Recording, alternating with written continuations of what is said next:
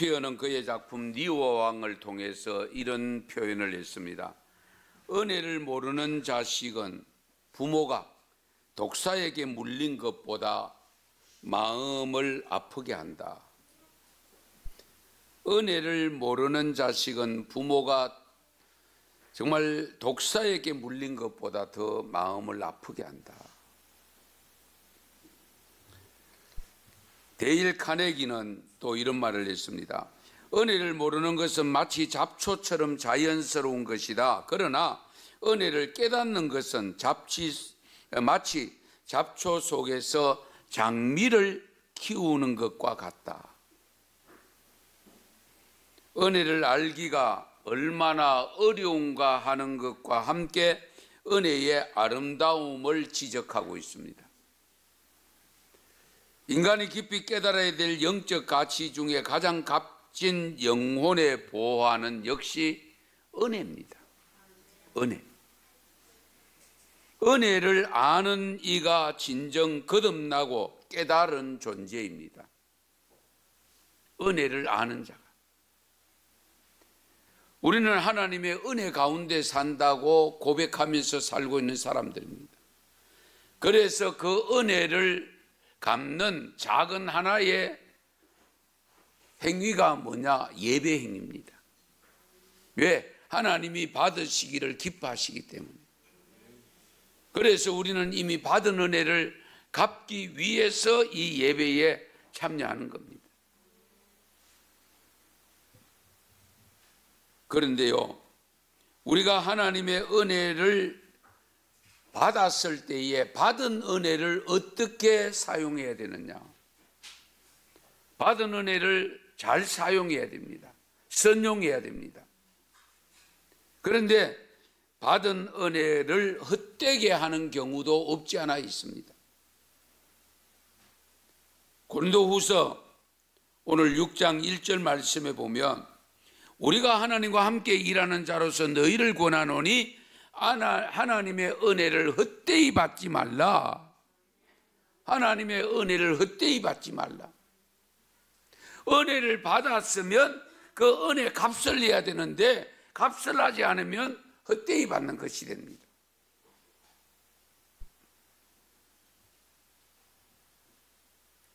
받은 은혜로 사용하지 못하고 자기 영적 생활에 유익을 주지 못한다면 그 은혜가 헛되고 말지요.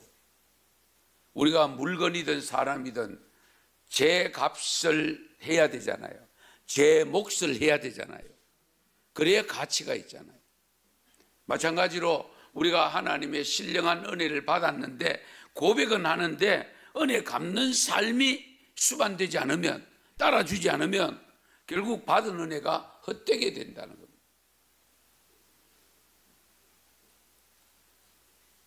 받은 은혜를 선용하지 아니하고 방탕한 것으로 바꾸어도 안 됩니다. 유다서 1장 4절에 보면 같이 읽겠습니다. 이는 가만히 들어온 사람 몇이 있음이라. 그들은 옛적부터 이 판결을 받기로 미리 기록된 자니 경건하지 아니하여 우리 하나님의 은혜를 도리어 방탕한 것으로 바꾸고 홀로 하나이신 주제 곧 우리 주 예수 그리스도를 부인하는 자니라. 아멘. 하나님의 은혜를 받았다고 하는데 예수 그리스도를 부인하는, 은혜를 헛되게 받았다. 이단에 미혹된 사람은 다 마찬가지입니다. 다들 은혜 받았죠. 은혜 받았다고 하면서도 이단에 빠져 있는 것은 은혜를 헛되이 받은 거죠.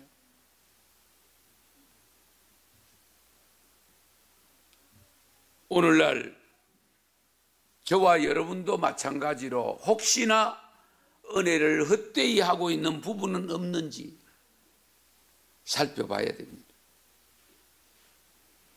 독일의 신학자 보네프 목사가 당시 독일 교회에 연약해진 원인과 독일 교회의 능력과 사회를 향한 영향력에 상실된 원인을 말하면서 교회가 값싼 은혜를 받았다. 받은 은혜가 큰데 너무 값싸게 만들어버렸다. 그 그걸 지적했습니다. 그러니까 은혜를 은혜로 제대로 대하지 못하면 결국 값싼 은혜가 됩니다. 오늘 우리들에게도 그 값싼 은혜의 모습이 얼마든지 있을 수 있습니다. 그래서 그 보네포 목사님이 값싼 은혜를 이렇게 지적합니다. 회개 없는 용서, 참된 신앙의 고백이 없이 의식에만 참여하는 것, 교제가 없는 성찬, 하나님과 나 사이의 진정한 교제는 강조되지 아니하고 성찬이라는 형식에만 치우쳐 있는 것.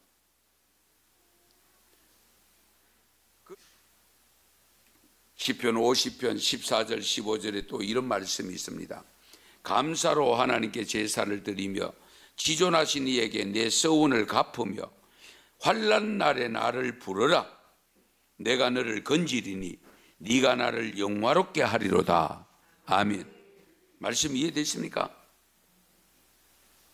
감사로 하나님께 제사를 드리고 지존하신 이에게 내 서원을 갚으며,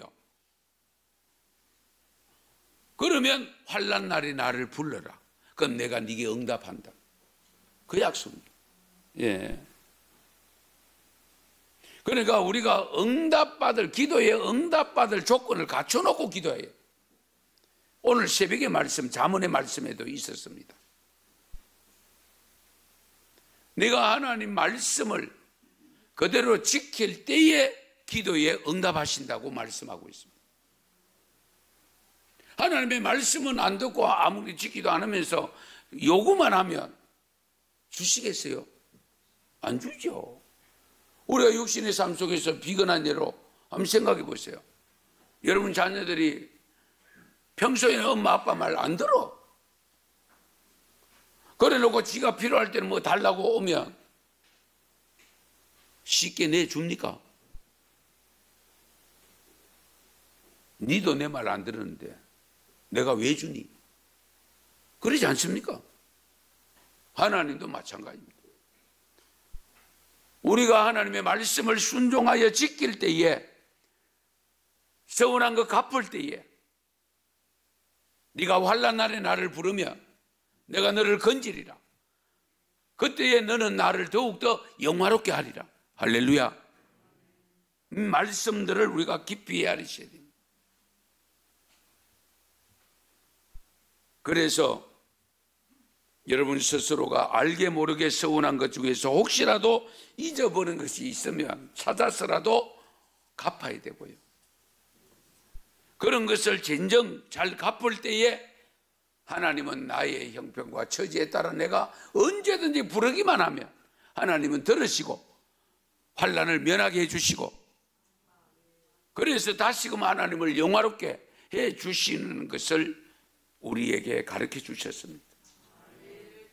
그런 놀라운 역사가 있기 바랍니다. 그 다음에 세 번째로 은혜 갚는 삶이 어떤 삶이냐? 받은 은혜를 생각하며 늘 감사하는 삶을 살아야 됩니다. 감사하는 삶.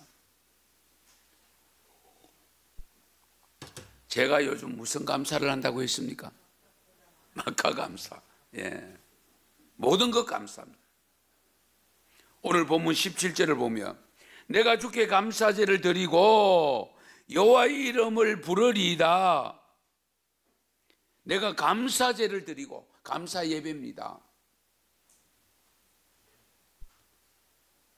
그러니까 우리는 늘 감사의 삶을 살아야 돼요. 고린도후서 4장 15절에 보면 이런 말씀이 있습니다. 이는 모든 것이 너희를 위함이니 많은 사람의 감사로 말미암아 은혜가 더하여 넘쳐서 하나님께 영광을 돌리게 하려 함이라. 보세요. 많은 사람의 감사로 말미암아 은혜가 더하여 넘쳐서, 그리고 하나님께 영광 돌리기를 원한다. 그러니까 감사가 많으면 많을수록 뭐가 넘친다고? 은혜가 넘친다. 은혜가 넘치니까 하나님께 영광을 돌리게 된다. 일본에 유명한 크리스찬이 한 분 있는데요, 잘 알려진 인물은 아닙니다. 전기회사를 창업해가지고 회사를 운영하면서 나름대로 돈을 많이 벌게 된 사람인데요. 일본 이름이라서 좀 어렵습니다만은 이게 마투시토 고노수케 뭐 이런 이름을 가진 이 독실한 기독 신자였는데, 자기가 이렇게 복을 받게 된 것에 대한 감사의 세 가지를 이야기를 합니다. 그 내용을 보면 감사할 내용이 아니에요. 그런데 감사를 하는데 한번 보세요. 가난한 집에서 태어났기 때문에 부지런히 일해야 살 수 있다는 진리를 깨달은 것에 감사. 이해되십니까? 예. 만약에 내가 부잣집에 태어났다면 이런 감사 없다. 가난한 집에 태어났기 때문에 부지런히 일해야 살 수 있다는 그걸 깨달은 것이 감사다. 약하게 태어났기 때문에 건강의 소중함을 깨달아 90세를 넘게 살 수 있었음에 감사. 세 번째, 초등학교도 졸업하지 못했기 때문에 이 세상의 모든 사람을 나의 스승으로 대할 수 있어서 감사. 이런 감사를 가지고 살면 한번 생각해 보세요. 모든 사람을 나의 스승으로 모시면 자동적으로 나는 내려앉게 되고 겸손하게 됩니다. 그런 사람 좋아하지 않는 사람이 있겠어요? 사업을 하니까, 영업을 하니까 많은 사람이 나를 알고 나를 추앙하면 내 물건 이용해 주고 내 사업도 이용해 주지 않겠습니까?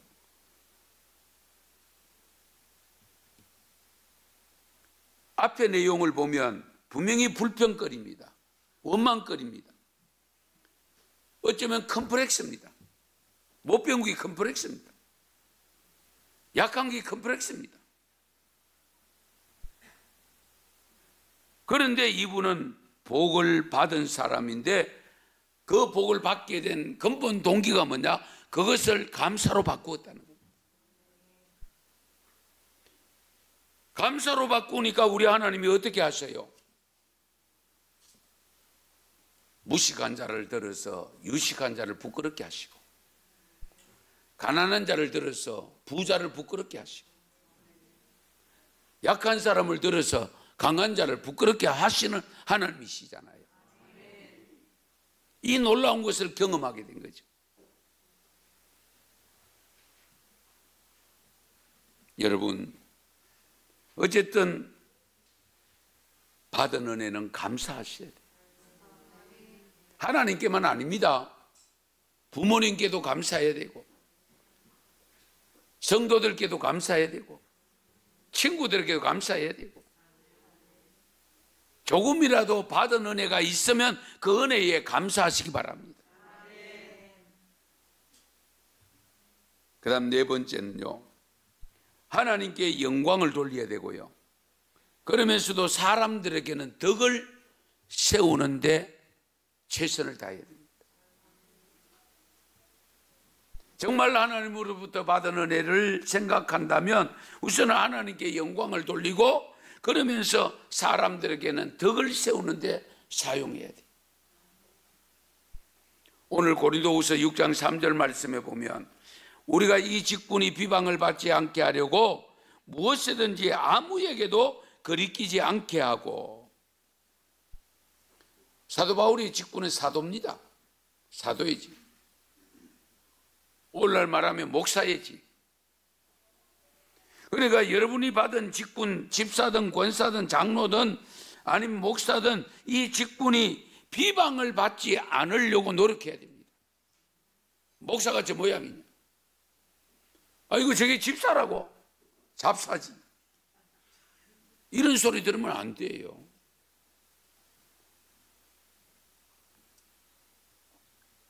그래서 사도 바울은 무엇이든지 누구에게도 거리끼지 않게 하려고 노력한다고 했습니다.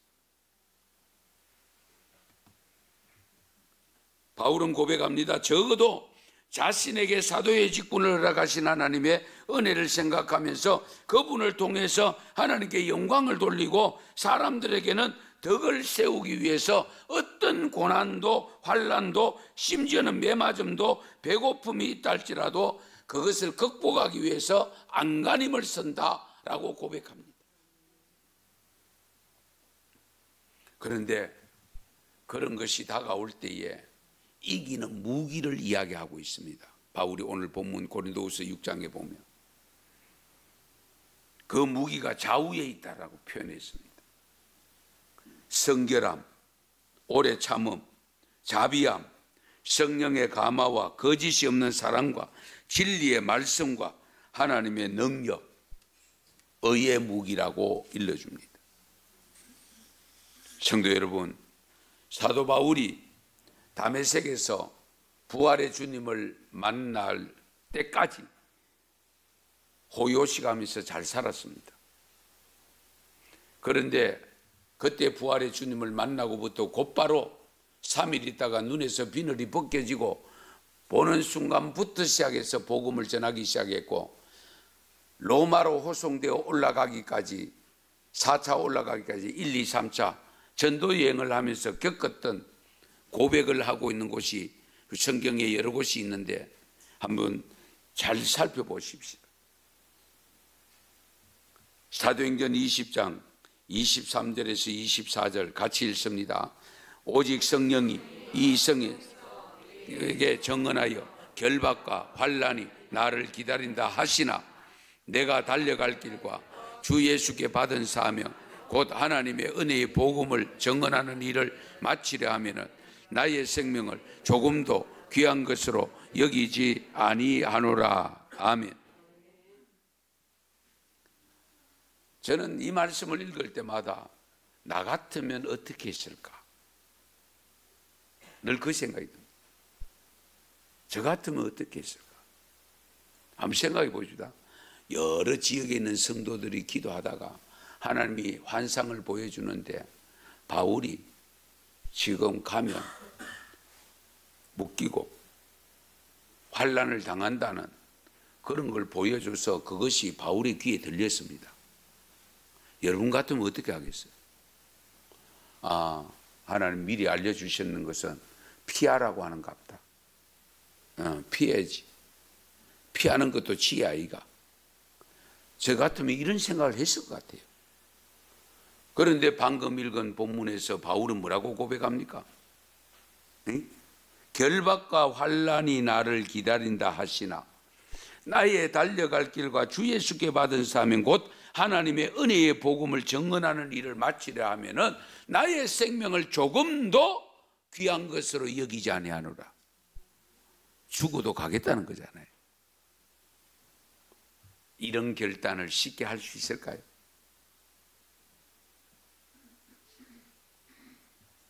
그런데 사실 사도 바울이 1차, 2차, 3차 전도 여행 때 겪었던 그 내용이 어느 정도냐? 여러분 잘 아시지만 다시 한번 읽어보십시다. 고린도후서 11장 23절에서 27절입니다. 같이 읽습니다. 그들이 그리스도의 일꾼이냐 정신없는 말을 하거니와 나는 더욱 그러하도다. 내가 수고를 넘치도록 하고 옥에 갇히기도 더 많이 하고 매도 수없이 맞고 여러 번 죽을 뻔하였으니 유대인들에게 40에서 하나 감한 매를 5번 맞았으며 3번 태장으로 맞고 1번 돌로 맞고 3번 파선하고 일주야를 깊은 바다에서 지냈으며 여러 번 여행하면서 강의 위험과 강도의 위험과 동족의 위험과 이방인의 위험과 시내의 위험과 광야의 위험과 바다의 위험과 거짓 형제 중의 위험을 당하고 또 수고하며 애쓰고 여러 번 자지 못하고 줄이며 목마르고 여러 번 굶고 춥고 헐벗었노라. 아멘. 우리가 말씀을 그냥 읽고 지나친가 그러지 이런 일을 당했다고 생각해 보니까 이런데도 복음을 전해야 됩니까? 예? 이런 엄청난 일을 겪어놓고 성령께서 지금 로마에 가면 토성에 지금 결박당하고 환난당할 것이라는 것을 여러 사람들에게 보여주고 있는데 그걸 알면서도 올라가야 됩니까? 복음 전하는데, 선도하는데, 선교하는데 피할 길을 주시든지 좀 쉬운 길로 선택해 주시든지 하지 어떻게 이런 어려움을 겪게 하십니까?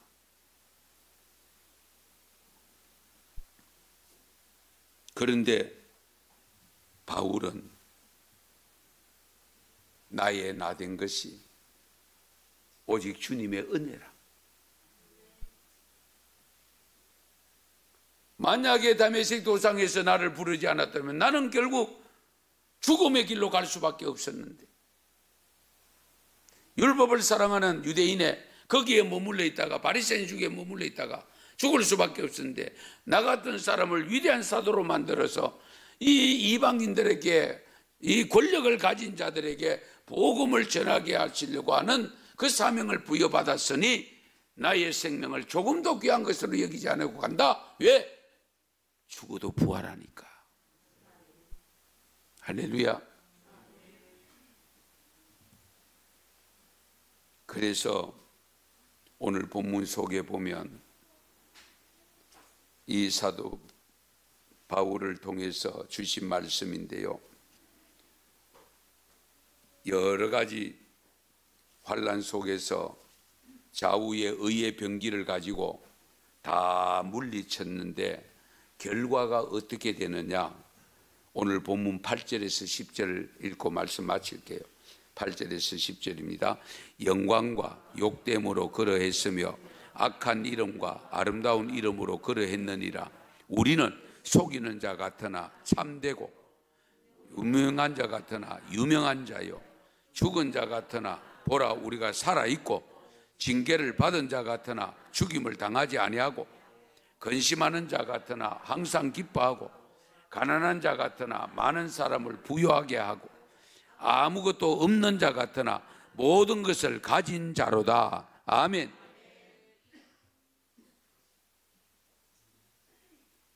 이런 삶의 모습을 우리가 역전했다고 하죠. 그렇잖아요. 아무것도 없는 자 같은데 모든 것을 가진 자다. 근심이 많은 것 같은데 우리는 항상 기뻐한다. 왜? 감옥 속에도 찬송 불렀으니까. 그렇잖아요.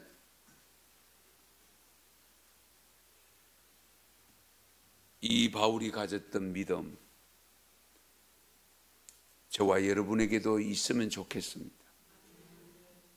그렇잖아요. 예.